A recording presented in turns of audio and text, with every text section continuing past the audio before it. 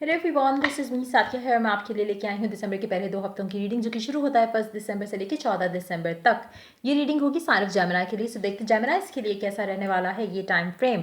Cards मैं already pull out कर चुकी हूँ। इसमें हम ओरेकल कार्ड इंक्लूड कर रहे हैं, कलर कार्ड ऐड कर रहे हैं, बट चार्म्स ऐड नहीं होंगे।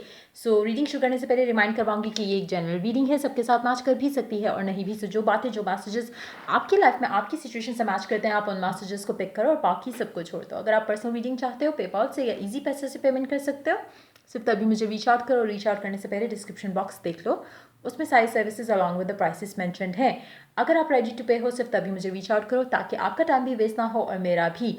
इसके अलावा अगर आप चाहो तो इंस्टाग्राम पे फॉलो कर सकते हो, जिसका लिंक डिस्क्रिप्शन बॉक्स में गिवन है। सो स्टार्ट करते हैं रीडिंग। देखते हैं कि जेमिनीज के लिए कैसा रहने वाला है पहले 2 हफ्ते का टाइम दिसंबर का।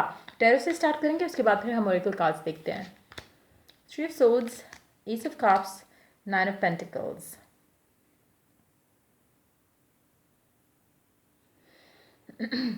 आप काफ़ी ओवर सेंसिटिव रहने वाले हो इस पूरे टाइम के अंदर, स्पेशली जो बिगिनिंग होगा महीने का, उसमें जो आप स्टार्ट कर रहे हो महीना, आप काफ़ी ज़्यादा स्ट्रेस्ड होगे, काफ़ी ज़्यादा टेंशन में रहोगे।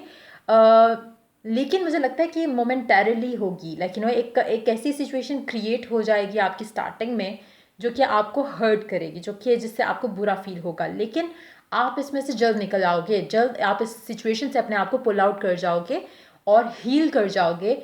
और मुझे लगता है कि काफ़ी सारे लोगों का या तो ब्रेकअप हो रहा है in the very beginning of this month, या हो सकता है नवंबर के एंड पे ऑलरेडी आपका ब्रेकअप हो चुका हो। अगर नहीं हुआ तो डेफिनेटली दिसंबर के पहले हफ्ते के अंदर अंदर कुछ दिनों में ही आपका ब्रेकअप डेफिनेटली आपके पर्सन से हो जाएगा। रीज़न, कोई और इंसान बीच में इन्वॉल्व होगा। कोई और इंसान हो सकता है, नेगेटिव एनर्जी हो सकती है, ब्लैक मैजिक हो सकता है, कुछ भी उस तरह की कोई नेगेटिव इंसान या एक नेगेटिव चीज़ आ सकती है आप दोनों के दरमियान में, जिससे आप दोनों की खुशियाँ जो है वो तबाह हो बर्बाद हो जाएंगी। लेकिन the good news here is कि आप उसमें अपने आप को उस सिचुएशन से बहुत जल्द निकाल सकोगे। नाउ एक वो सेइंग होती है कि एक दरवाज़ा बंद होता है तो 1000 दरवाजे या पता नहीं कितने दरवाजे खुल जाते हैं, विच इज़ सो ट्रू। आप एक ऐसी सिचुएशन आपके लिए ख़त्म हो रही है जो कि शायद आपके लिए कभी थी ही नहीं। जब आपका कोई भी कनेक्शन अगर इतना वीक हो जाए जिसमें कोई तीसरा बंदा इन्वॉल्व होकर सिचुएशन ख़राब करने की ज़रूरत रखे, तो दैट मीन्स कि वो रिलेशनशिप वॉजंट वर्थ इट।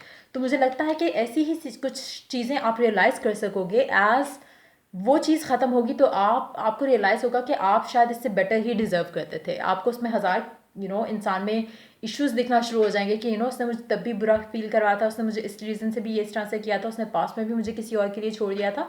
कुछ आप ऐसी स्टोरीज अपने आप को बताओगे जिससे आपका आपको अंदर ही अंदर थोड़ा अच्छा फील होना शुरू हो जाएगा कि चलो अच्छा ही हुआ कि ख़त्म हुआ।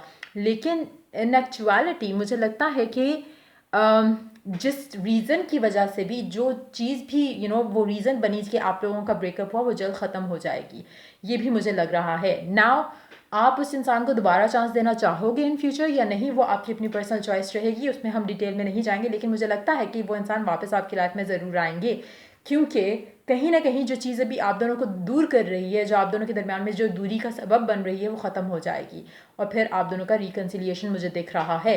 लेकिन द गुड न्यूज़ इज़ कि वो रिकन्सिलिएशन आए या ना आए, आप ज़रूर थोड़ा नॉर्मल हो जाओगे as you move towards the end of the first week, यानी कि 7 तारीख के आसपास आप थोड़ा बेटर फील करना शुरू हो जाओगे और आपको कहीं ना कहीं रियलाइज़ होगा कि नहीं, पहले आपको लगेगा कि शायद धोखा हो गया आपके साथ, या बुरी एक नेगेटिव फीलिंग के साथ या नेगेटिव वाइब के साथ रहोगे। फिर आपको रियलाइज़ होने लग जाएगा कि नहीं, आप तो डिज़र्विंग हो, आपको बल्कि शायद आपकी लाइफ में कुछ नए फ्रेंड्स बने इस टाइम के अंदर, जिसकी वजह से आप थोड़ा अपने आप को पॉजिटिव फील करना शुरू कर दोगे।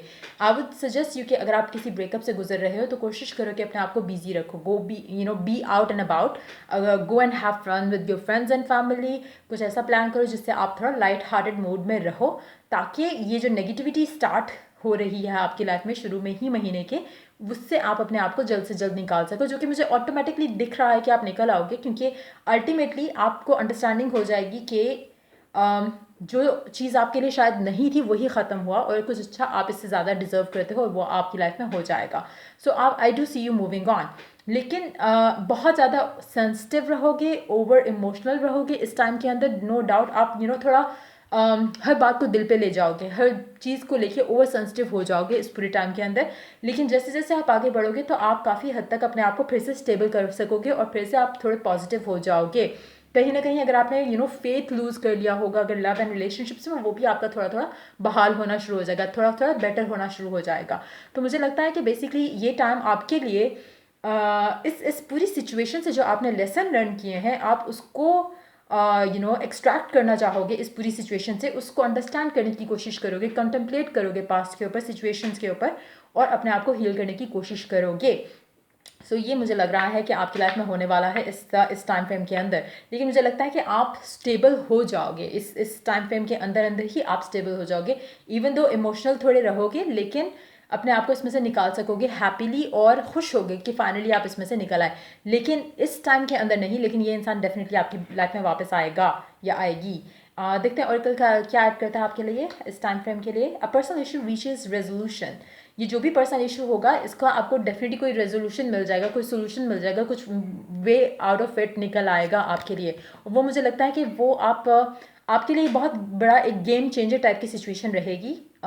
जैसे ही आप इसमें से निकलोगे तो आप काफ़ी हद तक बदल चुके होगे, काफ़ी हद तक आपको सेल्फ वर्थ आपके अंदर आ चुकी होगी, काफ़ी हद तक आप इसमें से ऐसे निकलोगे।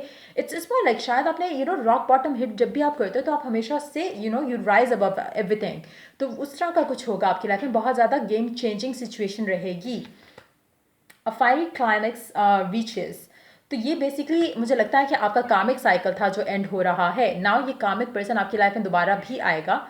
वो आपके ऊपर है कि वो आप उसको दोबारा चांस देना चाहोगे या नहीं देना चाहोगे, या आप डिज़र्व करते हुए ये सोचते हुए आगे मूव ऑन करना प्रेफर करोगे कि आप कुछ अच्छा कुछ बेहतर डिज़र्व करते थे हो और करते रहोगे, और इस इंसान को आप चांस नहीं देना चाहते क्योंकि आप ट्रस्ट नहीं कर सकते। वो आपका अपना डिसीजन होगा, लेकिन डेफिनेटली ये इंसान आपकी लाइफ में दोबारा ज़रूर आएगा। क्योंकि ये मुझे लगता है कि या तो इसने आपको गोस्ट आउट कर दिया है, या आपने खुद जब आपको चीज़ें पता चली तो आपने इनसे दूरी इख्तियार कर ली। लेकिन जो भी चीज़ हुई है उसका अभी मुझे लगता है कि पिक्चर भी बाकी है, वाला सीन है उसका, लाइक एक एंडिंग जो है प्रॉपर वाली वो भी रहती है। वो तब होगी जब ये इंसान आपकी लाइफ में वापस आएगा।